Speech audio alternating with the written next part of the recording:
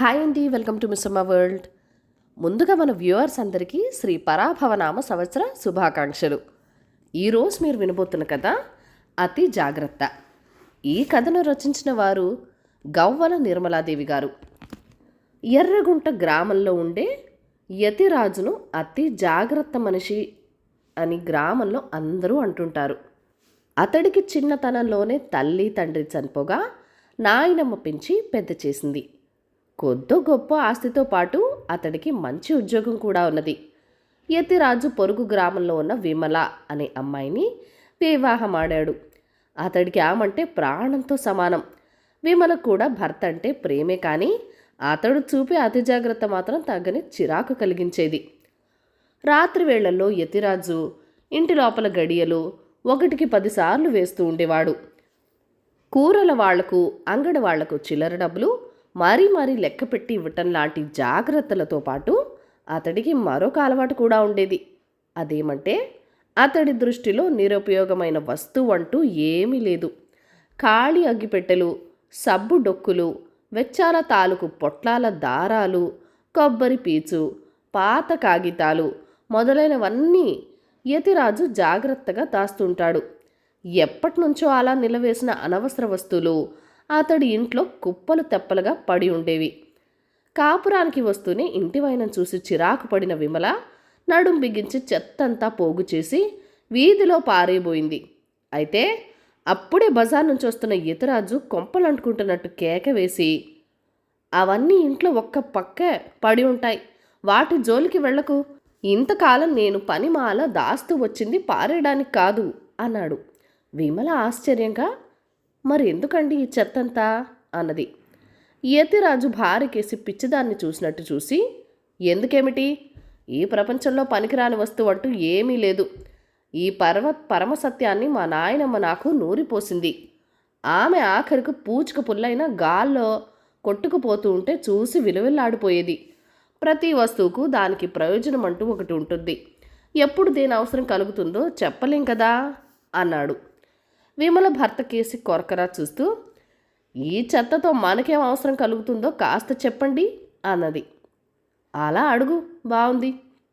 సరే, చెప్పేది జాగ్రత్తగా విను.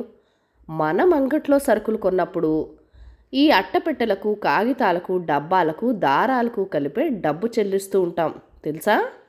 అలాంటప్పుడు వీటిని పారేయడం అంటే మనం డబ్బుకు మనమే చిచ్చు పెట్టినట్టు అని యతిరాజు భార్యకి ఏ సందర్భాల్లో వాటిని ఉపయోగించుకోవచ్చో ఒక్క అరగంట సేపు వివరించాడు. అయితే నెలలు గడుస్తున్నా వాటిని ఉపయోగించుకునే సందర్భం ఆ భార్యాభర్తలకు కలగలేదు. పైగా రోజు రోజుకు ఇంట్లో చెత్తాచెదారం విపరీతంగా పెరగసాగింది. ఒకసారి విమల స్నేహితురాలు విమల కొత్త కాపురం ఎలా ఉందో చూడటానికి వచ్చింది. ఆమె ఇల్లంతా చూశాక, పెళ్లి కాకముందు ఇంటి శుభ్రత గురించి గొప్పగా కబుర్లు చెప్పేదానివి, మరిప్పుడు ఇంటిని ఇలా అడవిలా ఉంచావేమిటి అని అడిగింది. విమలకు చాలా బాధ కలిగింది. అయినా ఆమె భర్త చాదస్తం స్నేహితురాల ముందు బయట పెట్టుకోలేక, రోజూ శుభ్రం చేయాలనుకుంటూనే బద్దకిస్తున్నాను అంటూ మాట దాటవేసింది. ఆ రోజు ఆమె భర్తతో ఆ విషయం గురించి పెద్దగా గొడవ పెట్టుకున్నది. యతిరాజు కూడా బాగా కోపం తెచ్చుకొని, ఇంతకాలం బుద్ధి లేకనే అవన్నీ దాచాననుకుంటున్నావా? అసలు అవన్నీ ఒక్క పక్కనే పడి ఉంటే నీకొచ్చిన నష్టం ఏమిటి? ఏదో ఒక రోజు వాటి ఉపయోగం తప్పక వస్తుంది, చూస్తూ ఉండు అన్నాడు. విమలకు రామేశం అనే తమ్ముడున్నాడు. అతడు ఒకసారి అక్కను చూడటానికి వచ్చాడు. చాలా తెలివైనవాడు. విమల భర్త చాదస్తం గురించి తమ్ముడితో చెప్పి ఆయన్ని మార్చే ఉపాయం ఏదైనా ఆలోచించమన్నది. రామేశానికి కూడా విమల ఇంట్లో పనికి వచ్చే సామాను కన్నా పనికి రానివే ఎక్కువగా కనిపించాయి. అతడు బాగా ఆలోచించి విమలకు ఒక ఉపాయం చెప్పాడు. విమల మొదట సంశయించిన తమ్ముడు తెలివితేటల మీద మంచి నమ్మకం ఉండటం చేత ఒప్పుకున్నది. ఆ రాత్రి భోజనాలయ్యాక విమల రామేశానికి బయట పక్క వేసింది. యతిరాజు విమల మామూలుగానే ఇంట్లో పడుకున్నారు. యతిరాజు తన అలవాటు ప్రకారం తలుపుకు గడియలన్నీ చివరిసారిగా తనిఖీ చేసి వచ్చి పడుకున్నాడు. సరిగ్గా అర్ధరాత్రి వేళ వంటగది వైపు నుంచి ఏవో ధ్వనులు వినిపించడంతో యతిరాజు ఉలిక్కిపడి లేచి విమలను కూడా లేపాడు. ఇంతలో నల్లటి ముసుగు ధరించిన వాడొకడు వాళ్ళ ముందుకు దూకి అక్కడ ఒక మూలగా పడి ఉన్న ఖాళీ సీసాను తీసుకొని దాన్ని గోడకి కొట్టి పగలగొట్టి వాడగా ఉన్న భాగాన్ని వాళ్లకు గురిపెట్టాడు.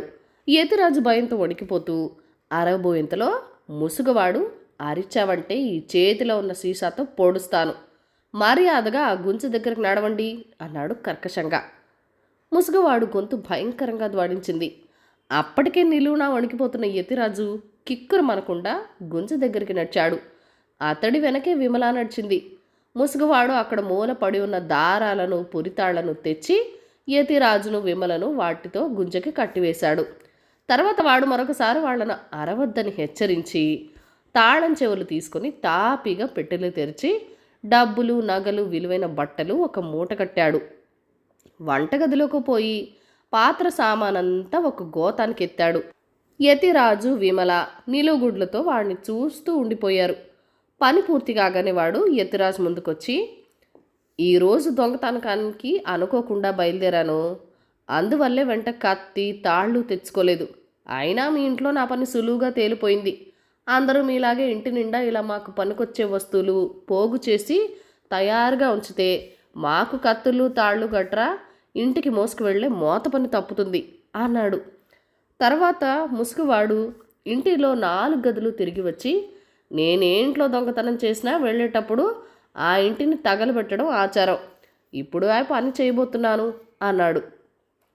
యతిరాజు అతి ప్రయత్నం మీద గొంతు పిగుల్చుకుని, ఇంట్లో ఉన్న డబ్బు, విలువైన వస్తువులు అన్నీ తీసుకున్నావు కదా, ఇంకా ఇల్లు తగలబెట్టడం కూడా ఎందుకు? అంత ఘోరం చేయకు అని బతిమలాడాడు. నా ఆచారాన్ని మంట కలపాలని చూస్తున్నావా అంటూ ముసుగువాడు యతిరాజు మీద కస్సుమంటూ లేచి మూలమూలలో ఉన్న ఖాళీ అట్టపెట్లు, కాగితాలు, కొబ్బరి పీచు, డొక్కులు తెచ్చి చావిట్లో కుప్పగా పోయిసాగాడు. యతిరాజు, విమల ఏడుపు బిగ్గబట్టుకున్నారు. ముసుగువాడు మూటలు 2 తీసుకుని తను పోగు చేసిన చెత్త మీద అగ్గిపుల్ల గీసి పాడవేసి బయటికెళ్ళాడు. వెంటనే యతిరాజు పెద్దగా కేకబెట్టాడు. ఆ మరుక్షణం రామేశ్వర రొప్పుతూ లోపలికొచ్చాడు. అతడి చేతిలో దొంగ ఎత్తుకుపోయిన మూటలు 2 ఉన్నవి. రావేశ మూటలను కింద పాడేసి వంటగదిలోకి పోయి నీళ్ల బిందెలు తెచ్చి అప్పుడే రాచుకుంటున్న మంటను ఆర్పి దొంగ నన్ను చూసి మూటలతో పెరటిగోట దూకలేక వాటిని వదిలి పారిపోయాడు అని యతిరాజు విమలల కట్లు విప్పాడు. విమల కోపంగా భర్తకేసి చూస్తూ, ఈ గొడవంతా మీ కారణంగానే జరిగింది. ఎప్పుడో పనికి వస్తావంటూ అడ్డమైన చెత్తను ఇంట్లో జాగ్రత్తగా దాచారు. చూడండి, ఆఖరికి అవి ఎలా పనికొచ్చాయో. తమ్ముడు సమయానికి లేకపోతే మీరు దాచిన చెత్తతో పాటు ఇల్లు, మనం కూడా నిలువులా కాలిపోయేవాళ్ళం అన్నది. యతిరాజు ఎంతో పశ్చాత్తాపడుతూ, ఆ దొంగ నా కళ్ళు తెరిపించాడు అన్నాడు. జరిగిందేదో జరిగిపోయింది. ఇక ముందైనా నీ జాగ్రత్త, అతి జాగ్రత్త కాస్త తగ్గించుకోబావా అని రామేశం సలహా ఇచ్చాడు. ఆ మాట వింటూనే యతిరాజు హఠాత్తుగా ఏదో జ్ఞాపకం వచ్చిన వాడిలా, అవును, జాగ్రత్త అంటే గుర్తుకొచ్చింది. రాత్రి పడుకోబోయే ముందు గడియలన్నీ సరిగ్గానే వేశాను కదా, మరి దొంగ ఇంట్లోకి ఎలా వచ్చాడంటావు విమల అని భార్యని అడిగాడు. విమల వెంటనే పోయిన దీపావళి పండగ రోజున కాకరపోవత్తులు కాల్చాక కడ్డీలు పారేయకుండా ఎందుకైనా పనికొస్తాయేమో చూరు అని చూరలో దాచారు. దొంగ ఆ కడ్డీలను తలుపు సందులోంచి దూర్చి గడియ తీశాడు. చూడండి, ఇక్కడ కడ్డీలు తలుపుల దగ్గర పడి ఉన్నవి అంటూ వాటిని తెచ్చి భర్తకు చూపింది. ఇది జరిగాక యతిరాజులో అతి జాగ్రత్త బాగా తగ్గిపోయింది. తమ్ముడు సాయంతో భర్త చాదస్తానికి తగిన చికిత్స చేయగలిగినందుకు విమల చాలా సంతోషించింది. కథ కంచికి మనం ఇంటికి. ఈ కథను లైక్ చేయండి, షేర్ చేయండి. మన ఛానల్ని ఫస్ట్ టైం చూస్తున్నట్లయితే కనుక సబ్స్క్రైబ్ చేసుకొని మీ సపోర్ట్ ఇవ్వండి. మీ అమూల్యమైన ఫీడ్బ్యాక్ అండ్ సజెషన్స్ నాతో కామెంట్ సెక్షన్ కూడా షేర్ చేసేయండి. Thank you for watching. Bye bye.